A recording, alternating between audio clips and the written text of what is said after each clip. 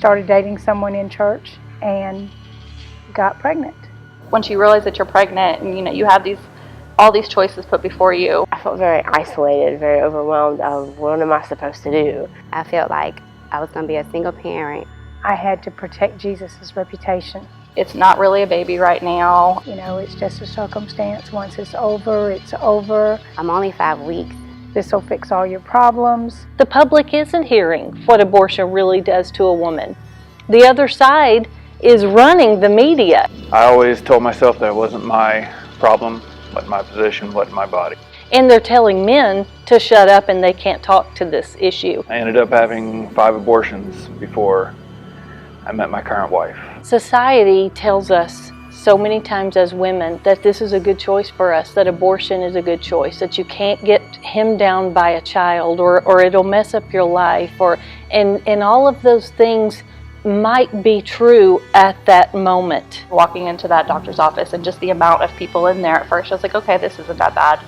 There's obviously plenty of other people in my position. That's not really an abortion. I'm just going to put 2 capsules in my jaw and it's going to dissolve and I'm going to have a miscarriage. I remember signing my name on these consent forms and then her handing me these pills. And then it wasn't until about 4 weeks later that I'm like, this isn't right.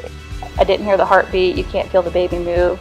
I wasn't having morning sickness. How much it truly did affect you and how much that baby was really a part of you. 1 out of every 3 women have had an abortion, which means 1 out of every 3 men have lost fatherhood in an abortion. I realized how much built up hurt and anger, frustration with myself, with not stepping up as a man.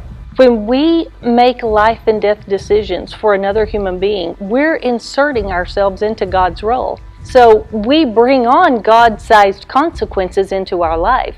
We can never go through the killing of another human being and think that it is not going to affect us detrimentally. You don't think that one little decision like that so early in the process is going to affect you, but it really does. There is not a facet of your life that abortion doesn't touch after you make that choice, because you open up this door of death. I could not grasp forgiveness because I continued to think about what I had done. The guilt and shame was just too big for me. Just constantly going and just replaying in your mind, what could have been. I just finally had accepted that this was the life that I was going to live, that I just was going to be haunted by that decision that I had made. The reason why I started SaveOne, what it was birthed from, was my own pain and shame and guilt from an abortion that I had. For 7 years after that date, I lived with just a lot of grief, a lot of regret. With women, a lot of times, one of the main things is depression, is what they're going through. Another is alcohol and substance abuse. Another is re-experiencing, going through, having flashbacks, reliving what could they have done differently, and they drive themselves crazy because you can't go back and change it. People saying, I've contemplated suicide, I was an alcoholic, I did drugs to try to hide the pain. How many similarities there are between the ways that you deal with things and realizing, okay, it wasn't me, I'm not crazy, this is really how this affects you. That's just in women. In men, one of the main things that we see in men is anger, an anger that borders on rage, which translates into domestic violence. So we start looking at this situation with human eyes, thinking there's no way to fix this, when in reality, the only thing that can fix it is a divine encounter with a supernatural God. So as this thing has evolved over the last nearly 2 decades now, it has become just this global phenomenon that people are latching onto because they're just wanting the truth. And that's what we're offering, is the truth. I didn't know other people existed. I thought I was the only one. This is how life is really supposed to be, that I don't have to continue to have to live in the guilt. And for the first time, I began to understand the concept of forgiveness. But it gave me my life back. It gave me a voice.